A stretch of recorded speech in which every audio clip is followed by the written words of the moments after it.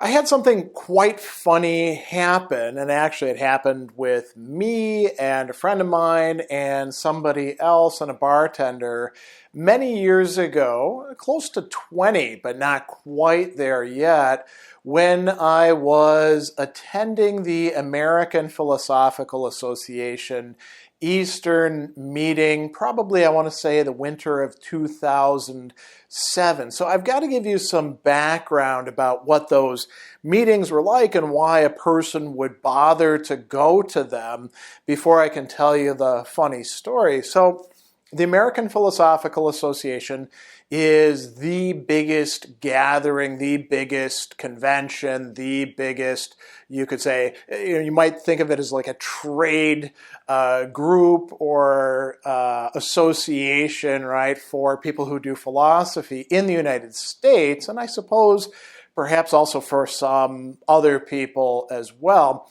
They kind of had a lock for a while that's long since been broken on the hiring process. So it used to be that back in the day, you would get this publication that was called Jobs for Philosophers, and you had to be a member of the APA in order to get this sent to you. And that's really the only reason I ever joined the APA and was an active member at any time, because they were much more interested in analytic philosophy. When they started to open up, they were mostly interested in, more representation, but they weren't very interested in the kinds of things that I was particularly working on and fascinated by.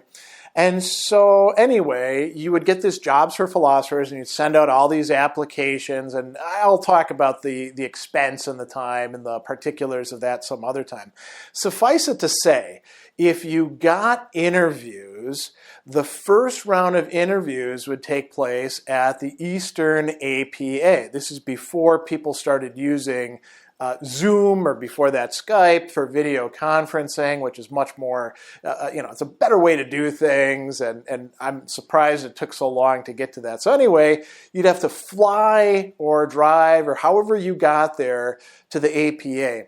And it gets worse. So it was always in some expensive eastern city like Boston or New York City. In this case, it was in Philadelphia, which is not the most expensive, but it's still pretty expensive to go to and stay in a hotel.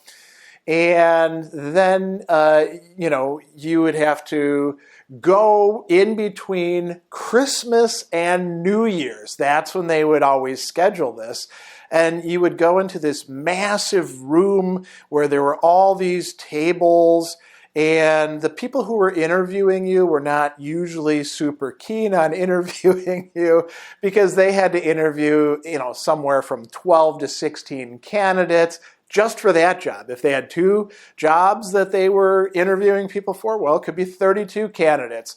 And so there was all of that, and they're not happy about having to fly away from their families, during their break either. So you would go out there and you would prepare as best you could for these 30-minute interviews where you would sit down in this gigantic room with all these tables. You dress up, and they were, kind of dressed up.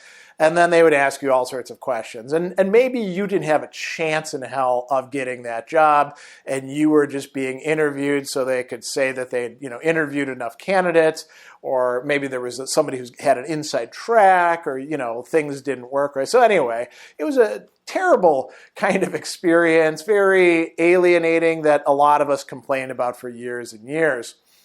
So I'm there, and I figure, well, I'll also go to some panels and presentations and see what I can see. I was only interviewing for a few positions, and I had a job, although my job was being phased out, so I knew I needed to get on the job market and hopefully find something. So in any case, I had a couple interviews and got those over with early in the day. I did go to the Smoker, which is a whole other story. That was kind of legendary. The conference would provide free beer, and everyone would just go around and try to talk to other people, and you could smell the desperation in the air. So not a really fun time, right? But as I'm walking around, I think I was probably like looking at the books in the giant exhibition hall.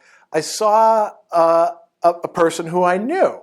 And this was somebody who I used to be actually good friends with, worked together with. He was a fellow graduate student at Southern Illinois University. His name was Chris Nelson. He eventually became the chair of a department, I think, somewhere down in Texas. And then we kind of lost track of each other in somewhere later after that. But anyway, Chris was there. And Chris was, a very interesting person. He was covered almost entirely in tattoos from head to toe. We used to call him the Illustrated Man. He was a licensed piercer who had gotten his certification out in California years before he came to Southern Illinois. And, he would trade piercing for tattoos. And since he was, licensed in California, that was a big deal, because I guess they had very high standards when he went through it. So in any case, I saw him and I'm like, "Hey, Chris, what's going on?" He's like, "Oh man, let's catch up and we'll go out and stuff like that." So we decide that we're going to go out for dinner. And we're walking out. And this is before the smoker. It's actually the night of the smoker, as I recall now. So we're walking around in Philadelphia, and we see a bar and restaurant, and we're like, should we go and check that out? So we go in, and the bar is downstairs, and the restaurant part is halfway upstairs. It's one of these sort of split level things, where it's not actually its own full second floor. It overlooks the bar, but there's some tables up there and you can get service. So I don't even remember exactly what kind of food we had, but we're drinking beers and we're chatting about stuff and eating our food. And there's there's almost nobody else up there. And then finally this woman comes up and she gets seated and she's, doing her thing. She's got maybe a glass of wine or something. And me and Chris, we were talking about Anselm, who I was, studying at the time. I was actually due to give the St. Anselm lecture at St. Anselm's College the spring following that, and I was doing a lot of research and writing on Anselm, and Chris was interested in him, and then we got to talking about Kierkegaard, somebody who Chris had written his dissertation on, and we're talking about all sorts of interesting things in philosophy, and doing some comparison and all that between these figures. And then this woman, she gets up and she says, "Excuse me, I hear that you two are chatting about these sort of things. You must be philosophers, and could I join you?" And we're like, "Well, we're finishing up our dinner, but yeah, you can eat with us and chat and all of that if you want to." And so anyway, we're trying to be good hosts, so to speak, and chatting with her about what's going on. And it turns out, of course, she's there for the APA as well. And she and her husband are out in California. I don't remember what university they were at, but they'd been there a long time.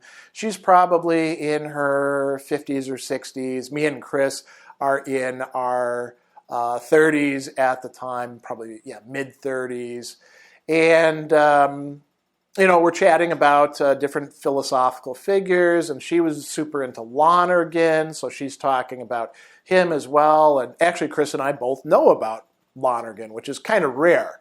So she's happy to hear about that, and we're chatting and chatting and chatting and chatting. And, I need to mention as well, so at that time, I didn't have any hair. I actually kept myself shaved bald, and I had, a goatee, but, brown, of course, not white like it currently is. Chris, of course, is wearing his usual stuff. I'm wearing a suit and tie, right? Because I've just come from the hall.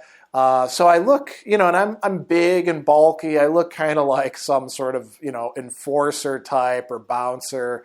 And Chris looks like a crazy guy. I mean, he's got his head shaved as well, and there's tattoos all over him and piercings like hanging out of everything. And I think he's wearing like jeans and maybe like, a leather jacket and a t-shirt or something like that. So we look like people who aren't up to any sort of good. And she's dressed, in sort of conservative, academic attire and all of that. So we have a great time. After we finish our meals, we're sitting there having some more drinks. And then she's like, well, what are you guys going to do? And I was, we were like, well, we're going to go to the Smoker and drink their beer and like see who's there and chat with people and stuff like that. And she's like, oh, okay, well, I'll go with you, that'll be fun. We'll just all go in there together and we'll see who we know and, maybe we'll split up and go our separate ways or who knows, right? So we're like, yeah, okay, that sounds fine. Plus, I think by this time we're probably like a mile or half a mile from the conference hotel. And, she's a woman on her own. It's getting dark and this is Philadelphia. So we're like, yeah, we probably should, whatever's going on, we should walk her back, right? So we all go downstairs, and she's by this time she's had several glasses of wine. We've had beers. We all settle up, I think, at the bar. And then me and Chris are walking towards the door, and the bartender goes to her, hey, psst, come here. So she goes over by him, and we're like, well, I guess we'll just wait for her outside. I don't know what's going on. And we go and we're standing around outside. And she comes out and she's laughing. And she's like, that was so funny. And we're like, well, what's going on? What did the bartender want?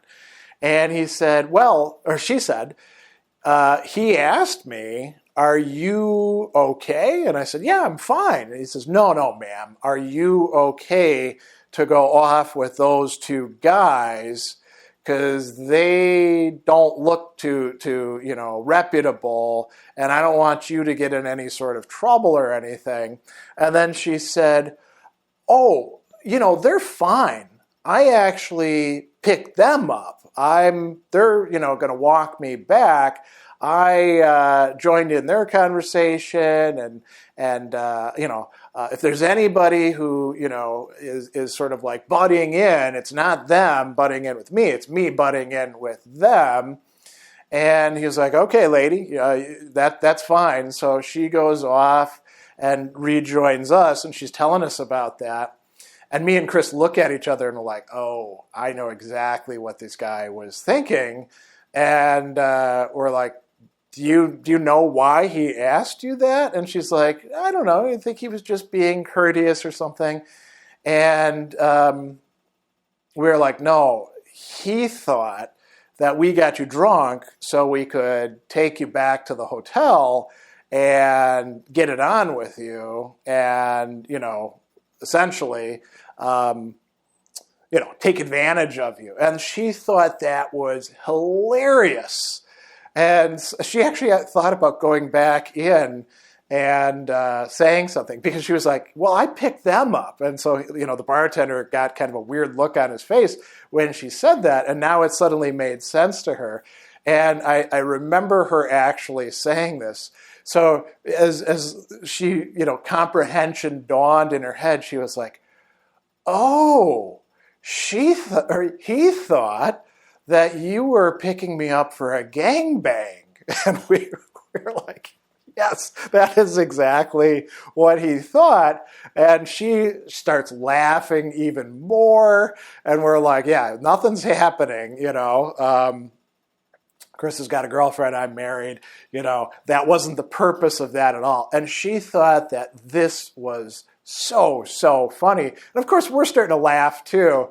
And we're like, you probably need to be on your guard around here because we're decent guys, but, you don't want to be just picking up strangers. So I could tell that you guys were, harmless. You're talking about Kierkegaard and Anselm and figures like that. I'm sure that you're great guys. And we're like, well, I mean, we know some people who study figures in philosophy, and you'd think that they'd be good people because of that, and they're not.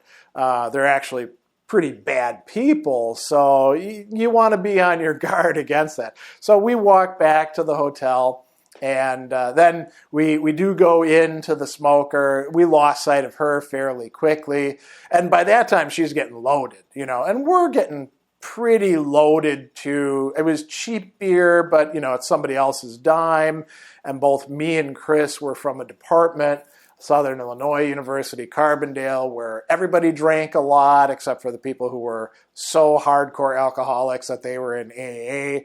So, and we were in our 30s as well, so it's that time of life, and, we had a good time, and that was about it for the story. But that notion that this guy was looking out for her, this bartender was worried about her, going off with these two rough-looking guys who are clearly quite a bit younger than her, and she's tipsy, and she says, "Oh, don't worry about me, I picked them up." It was pretty funny, and so I thought I would share that story with you. I told it recently to somebody else, and I thought, yeah, that might make for a good story. So there you have it.